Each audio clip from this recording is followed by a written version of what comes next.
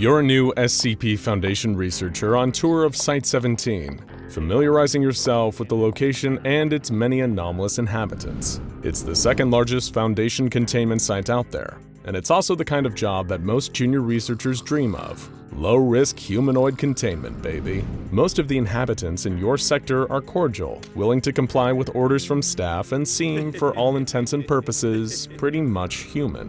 You pass from door to door, looking through the viewing hatch of each one. You can't believe what you're seeing. It's a wonderful who's who of anomalous humanoids. You see the wise, bearded face of SCP-2430, known to some as God. You see the blue eyes and shining blonde hair of Iris, SCP-105 looking wistfully into a Polaroid picture. You see the tanned, melancholic face of Kane, SCP-073, as he stares off into the middle distance. Face after face after face passes. You can see yourself getting more familiar with each one. Yes, your time here will be…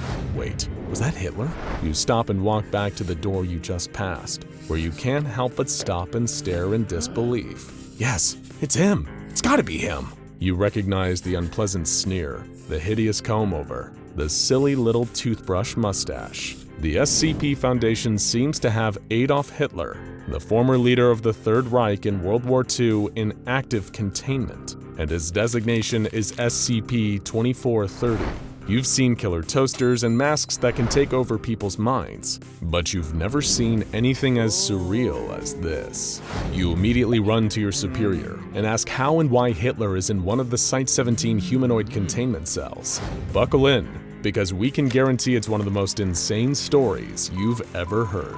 It's late April, 1945, and the Soviets are rampaging through Nazi Germany, destroying everything in their path. The German forces have been nearly obliterated, and Hitler and the rest of his Reich Chancellery have retreated to a secure bunker beneath Berlin. There on April 30th, 10 days after his 56th birthday, Hitler died. This was truly unfortunate for the Soviets, as they wished to have had the chance to kill him themselves. 2 days later, Soviet forces stormed the Führer bunker. It was little more than a formality at that point, as the news of Hitler's death had already gone public. By the time they arrived, all that was left of Hitler was a pile of mostly burned remains. A fitting end for someone who had caused the same cruel fate for so many others. They collected what was left of Hitler's body and brought it back to the fatherland, a kind of trophy for their nation. But Hitler dying before Joseph Stalin could get his hands on him was not what Stalin wanted. Hitler had not only caused the deaths of millions of Russians, he had personally betrayed Stalin's trust. And when you betray Stalin, bad things happen to you. Very, very bad things. 2 years earlier, in 1943, Soviet forces had raided a camp in Genowiska, belonging to the Obscura Corps. Think of them as the Nazis' own version of the SCP Foundation, who were hell-bent on gathering anomalous people and artifacts to increase the power of the Third Reich. They were a far more militant offshoot of the Thule Society, a group that described itself as a study group for Germanic antiquity. While this may seem innocent, the Thule Society was actually a racist cult, closely aligned with the goals and ideas of the German Nazi Party. Many have also speculated that they were heavily involved in the occult, and it's this mysticism-obsessed offshoot that went on to form the Obscura Corps. And in their Genowiska base, they'd obtained 100 pieces of enchanted occult flesh with human skeletons embedded in each of them. This flesh was believed to originate from the mythological Sarimnir, the beast hunted and eaten again and again by the pantheon of Norse gods, having the qualities of both a wild boar and a goat. The flesh can bond to skeletons and give them a quality somewhat like immortality. Any flesh cut from them will regrow time and time again if given a rest period. Now that he had both the flesh of Sarimnir and Hitler's burnt remains, Stalin had an idea. A perfect way to not only bring satisfaction to the Russian people and the world, but to finally exact the true revenge that Hitler had denied to him. He called it Project Judica, namely after the very bottom level of hell reserved for betrayers like Judas. a perfect tribute for an old ally turned enemy. He couldn't kill Hitler before, but if Stalin was going to get the chance, Hitler needed to live again.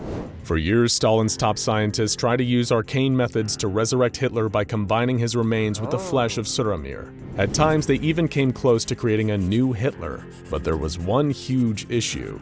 The creature they created could not feel pain, and for Stalin's plans of violent and painful retribution, the lack of suffering simply would not do. They destroyed what they had created and went back to the drawing board. Stalin would stop at nothing to get what he wanted, even if it meant breaking every law of nature in the process. In order to make his twisted dream a reality, Stalin formed an unholy alliance with a group known as the Uralic Fleshcrafters, a neo-Sarkic cult that was a branch of the nightmarish religion of Sarkicism.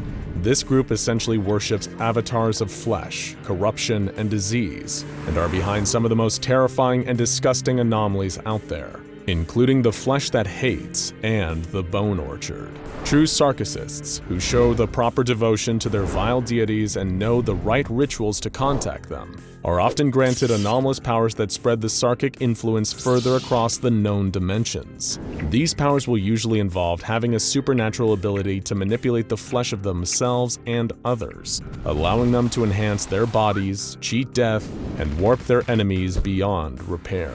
They can sometimes even create life, if they're a powerful enough acolyte of Sarkicism. And it was because of these powers that Stalin wanted the Uralic Fleshcrafters under his command.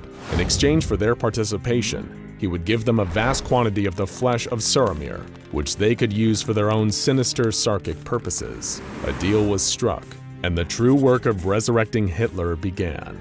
Stalin was very specific in his requirements. He gave the Uralic Fleshcrafters extra bones to compensate for what had gone missing from Hitler's burnt remains. He also gave them samples of the flesh of Suramir to achieve the desired effects of a near-immortal tolerance for damage. However, Stalin demanded that he heighten this new Hitler's capacity to experience pain, so that every suffering inflicted on him would be 3 times worse than anyone else. And true to their word, the Fleshcrafters got to work and began creating just such a creature. By now it was the early 1950s, and Stalin was putting the pieces in place for his grand revenge. Once the new Hitler was finished, he would hold a new trial for him in the Russian courts, where he would preside over the sentencing personally.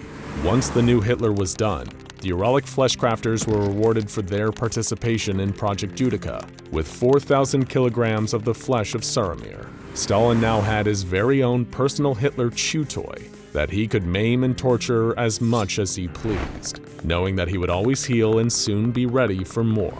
In their infinite generosity, the Fleshcrafters even taught Stalin a new method of torment for his old enemy, a process known as the Rite of Nyos. It's a torture that's been described by many as being like the Chinese Ling Chi, also known as the lingering death, or slow slicing, but it is probably best known as the death by 1,000 cuts. The Soviets and the Sarkics parted ways. For the next few years, Stalin took a great deal of pleasure in visiting Hitler's cage now and then to torture him, until Stalin himself eventually passed away from natural causes. The GRUP division, which is essentially the Soviet answer to the SCP Foundation, decided it would be best to do away with the Immortal Hitler Clone after Stalin's death. He no longer served any purpose, and no matter how hard they tried, they couldn't permanently kill him either. In the end, they settled on a kind of compromise. He would be buried alive and forgotten, forced to live a torturous eternity that he could never escape. Until, of course, he was dug up and rescued by none other than the members of Obscura, a modern splinter group of the original Obscura Corps. Like many high-profile Nazis who'd escaped the war, the new Hitler was spirited away to a safe house run by sympathizers in Argentina. The ones taking care of him received the following correspondence from the Obscura agents who'd first dug the new Hitler back up. "We have managed to rescue the Führer and bring him to safety, but he is effectively dead on the inside. I blame the Reds for their inhumane treatment of the Führer, who may have been bewitched by the Reds' Wunderwaffe. I wish we could mercy kill him, but we've tried everything. He just won't perish. Don't abandon him. He's too distinct in plain sight." They didn't have the new Hitler for long, though. In 1960, efforts to hunt down the remaining Nazi fugitives increased in intensity. The new Hitler was soon captured by Mossad agents searching for Nazis in Buenos Aires, and then remanded to the containment of the SCP Foundation when they realized that he had a number of anomalous properties, such as his incredible regenerative abilities, as well as the fact that his DNA seems to be based on that of a wild boar and a goat rather than a human. However, X-rays conducted by the Foundation have discovered traces of cyanide still in his system, as well as traces of lead in his skull where the bone has regrown over the bullet. In other words, it was unquestionably the real Hitler, and he was now in Foundation custody forevermore.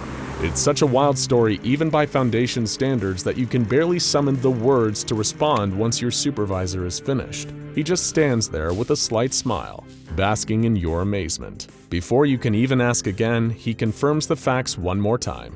Yes, it is the real Hitler. The only functional difference is that he can't die and he has a heightened sense of pain compared to most people. You think on what you've been told for just a moment, and then you have only one question. Are we allowed to punch him? Your supervisor smiles and says, "Of course, we all do." Now go check out SCP-1861, the crew of the HMS Wintersheimer, and SCP-3999, I'm at the center of everything that happens to me for more nightmarish SCPs.